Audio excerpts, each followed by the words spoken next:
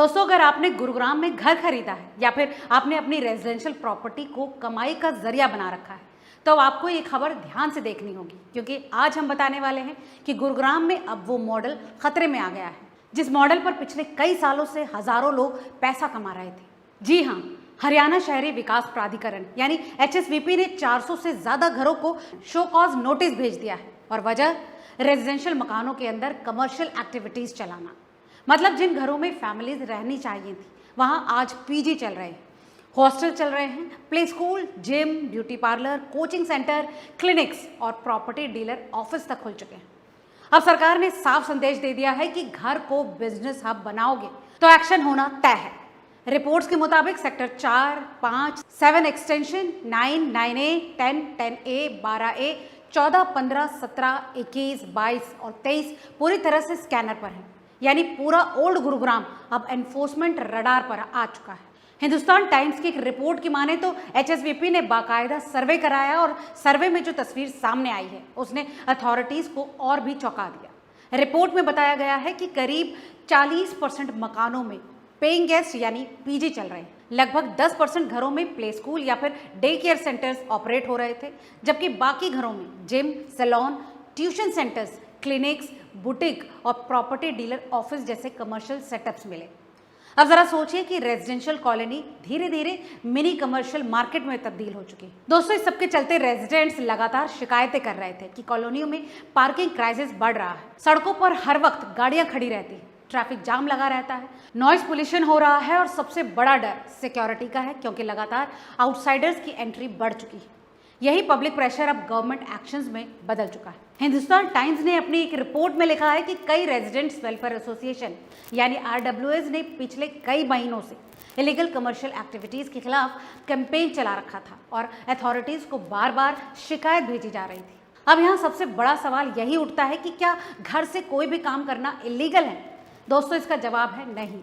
Rules कुछ professional activities की permission देते हैं, जैसे doctors, lawyer, chartered accountant, architects या कंसल्टेंट अपने घर के एक लिमिटेड हिस्से को ऑफिस की तरह इस्तेमाल कर सकते हैं, लेकिन उसके भी कुछ रूल्स हैं।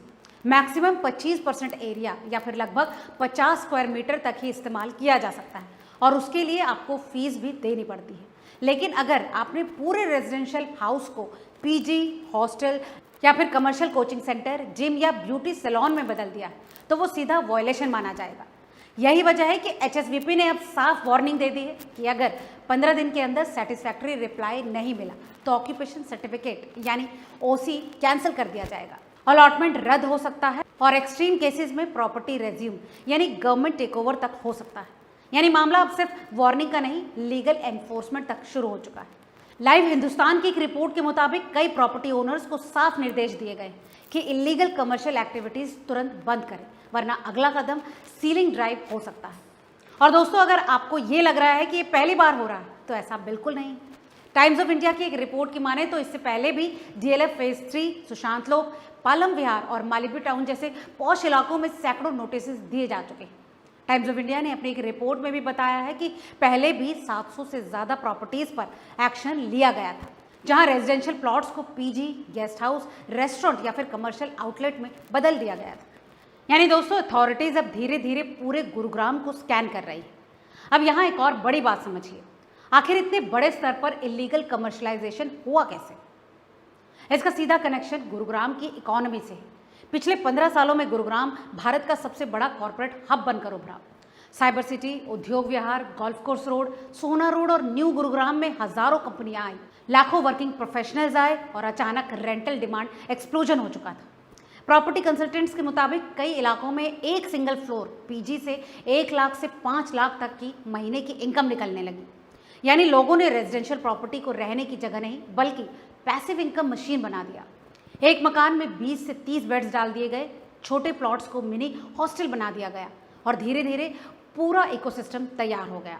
पहले अथॉरिटीज ने ज्यादा सख्ती नहीं दिखाई और इसीलिए लोगों को लगा कि ये सब कुछ नॉर्मल है, लेकिन अब सरकार कह रही है कि शहर का इंफ्रास्ट्रक्चर रेजिडेंशियल पॉपुलेशन के हिसाब से बनाया गया था, कमर्शियल लोड के हिसाब से नहीं। Sewer line, water supply, parking space और ट्रैफिक प्लानिंग सब कुछ रेजिडेंशियल डेंसिटी को ध्यान में रखकर डिजाइन किया गया। लेकिन जब एक फैमिली हाउस के अंदर ही 25 से 30 लोग रहने लगेंगे तो पूरा का पूरा इंफ्रास्ट्रक्चर कोलैप्स हो जाएगा। यही वजह है कि अब अथॉरिटीज़ का मानना है कि अगर अभी एक्शन नहीं लिया गया तो आने वाले समय में ओल्ड गुरुग्राम में अर्बन केओस और भी बढ़ जाएगा। डाइजी वर्ल्ड और कई लोकल न्यूज़ प्लेटफॉर्म्स की रिपोर्ट्स भी कह रहे हैं कि बढ़ते कमर्शियल मिसयूज़ की वजह से कॉलोनियों में वाटर प्रेशर कम हो रहा था, इलीगल पार्किंग बढ़ रही थी और इमरजेंसी व्हीकल मूवमेंट तक प्रभावित हो रहा था। दोस्तों, अब यहाँ सबसे दिलचस्प चीज़ ये है कि रेजिडेंट्स और इन्वेस्टर्स दोनों इस एक्शन को अलग अलग नज़रिए से देख रहे हैं।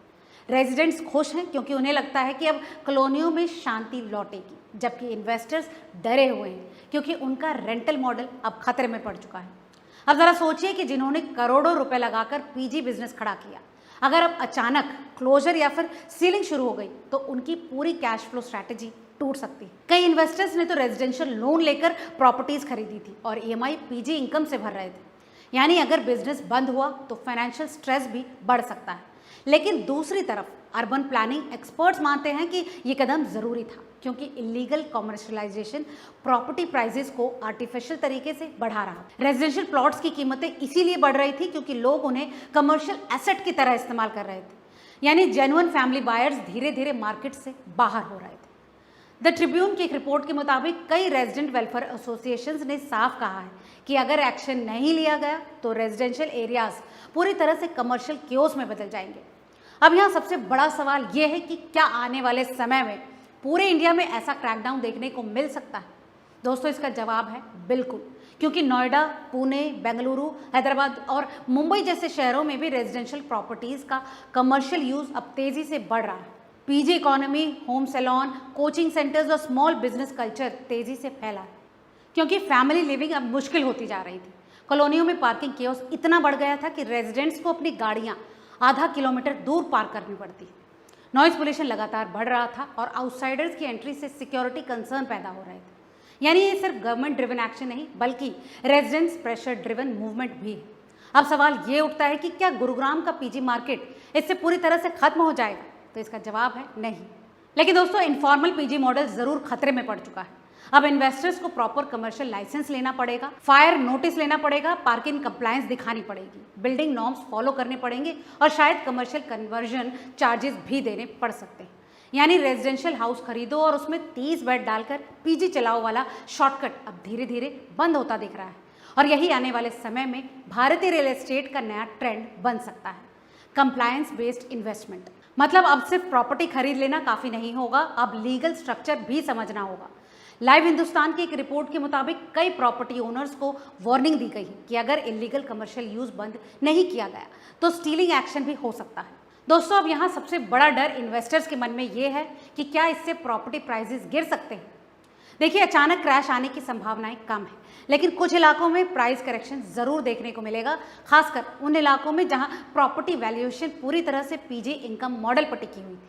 क्योंकि जब इलीगल कमर्शियल यूज बंद होगा तो रेंटल यील्ड कम होगी और रेंटल यील्ड कम होते ही इन्वेस्टर्स उतने एग्रेसिव प्राइसिंग नहीं देंगे, यानी आर्टिफिशियल डिमांड धीरे धीरे कम हो सकती है। लेकिन दूसरी तरफ जेन्युइन रेजिडेंशियल डिमांड बढ़ सकती है क्योंकि अब फैमिलीज फिर से इन कॉलोनियों को सेफ और लिवेबल समझने लगेंगी। एक्सपर्ट्स का मानना है कि शॉर्ट टर्म पेन के बाद लॉन्ग टर्म स्टेबिलिटी आ सकती है। दोस्तों, टाइम्स ऑफ इंडिया की एक रिपोर्ट में भी कहा गया है कि गुरुग्राम अब इनफॉर्मल अर्बन एक्सपेंशन से निकलकर रेगुलेटेड अर्बन प्लानिंग की तरफ बढ़ रहा है। अब यहाँ एक और दिलचस्प एंगल है और वो है सोशल मीडिया रिएक्शन। रेडिट और लोकल कम्युनिटी प्लेटफॉर्म्स पर लोग अब इस मुद्दे में दो हिस्सों में बढ़ चुके हैं। कुछ लोग कह रहे हैं कि गवर्नमेंट लोगों की एक्स्ट्रा इनकम छीन रही है क्योंकि आज की महंगाई में रेंटल इनकम कई फैमिलीज के लिए ज़रूरी हो चुका है, जबकि दूसरी तरफ कई रेजिडेंट्स कह रहे हैं कि रेजिडेंशियल एरियाज को कमर्शियल हब में बदल देना पूरी तरह से गलत है क्योंकि इससे प्राइवेसी, सेफ्टी और क्वालिटी ऑफ लाइफ खत्म हो जाती है। जिन लोगों ने करोड़ों रुपए लगाकर रेजिडेंशियल प्रॉपर्टी को बिजनेस मॉडल बना लिया था, आज वही लोग नोटिस, पेनल्टी और सीलिंग के डर में हैं। यानी अगर आपने शॉर्ट टर्म प्रॉफिट के लिए रूल्स इग्नोर किए तो लॉन्ग टर्म में पूरा इन्वेस्टमेंट खतरे में पड़ सकता है। और शायद यही वजह है कि गुरुग्राम का ये क्रैकडाउन सिर्फ 400 घरों की कहानी नहीं बल्कि पूरे इंडियन रियल एस्टेट सेक्टर के लिए वार्निंग सिग्नल है, क्योंकि नोएडा, पुणे, बेंगलुरु, हैदराबाद और मुंबई जैसे शहरों में भी आज रेजिडेंशियल प्रॉपर्टीज़ का कमर्शियल मिसयूज तेज़ी से बढ़ चुका है और अगर गुरुग्राम मॉडल सक्सेसफुल रहा तो आने वाले समय में बाकी शहरों में भी ऐसे बड़े क्रैकडाउन देखने को मिल सकते हैं। यानी अर्बन इंडिया अब जैसे चल रहा है चलने दो वाले मॉडल से निकलकर रूल बेस्ड सिटी प्लानिंग की तरफ बढ़ रहा है, और जो इन्वेस्टर समय रहते इस बड़े बदलाव को समझ जाएगा वही फ्यूचर में सेफ, लीगल और सस्टेनेबल प्रॉफिट कमा पाएगा। दोस्तों, इस बारे में आपको क्या लगता है हमें कमेंट करके ज़रूर बताएं। आज के इस अपडेट में फिलहाल इतना ही। वीडियो अगर अच्छा लगा हो तो इसे लाइक और शेयर करें, और याद दिला दें कि ये वीडियो महज जानकारी के लिए है, निवेश की कोई सलाह नहीं। किसी भी निवेश से पहले अपने फाइनेंशियल एडवाइजर की सलाह लेना ना भूलें। मिलते हैं अगले ऐसे ही काम के अपडेट के साथ, तब तक देखते रहिए रिपोर्टर जी। बहुत बहुत शुक्रिया।